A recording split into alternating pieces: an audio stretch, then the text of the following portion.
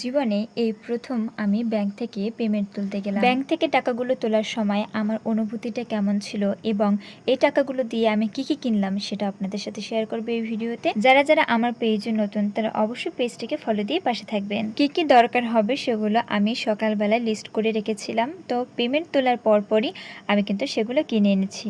তো আমার বিশেষ করে নিজের জন্য কেনার কিছুই নেই, আর সামনে দুর্গাপুজো, এর জন্য একটু ঠাকুর ঘরের কেনাকাটাটা সেরে নিলাম। নিজের পরিশ্রমের টাকা দিয়ে কিছু কিনতে পারাটা কত যে আনন্দের সেটা বলে বোঝানোর মতো না। বর্তমানে অনেক মাধ্যম ব্যবহার করেও টাকা তোলা যায়, কিন্তু ব্যাংকের এটিএম থেকে টাকা তোলার অনুভূতিটা একটু অন্যরকম হয়ে থাকে। আমি তো এটিএমে কার্ড দেওয়ার সময় খুবই ভয় পাচ্ছিলাম, কারণ কার্ডটা কোন দিক থেকে দিতে হয় সেটা তো আর আমি জানি না। তো ভুল দিকে দিলে যদি কার্ডটা ভিতরে চলে যায় আর যদি ফিরে না আসে, তার জন্য অনেক ভয় পাচ্ছিলাম। আর দুই একবার পিনটাও একটু ভুল দিয়েছিলাম।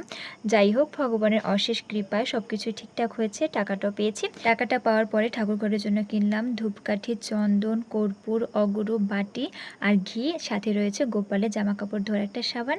হরে কৃষ্ণা।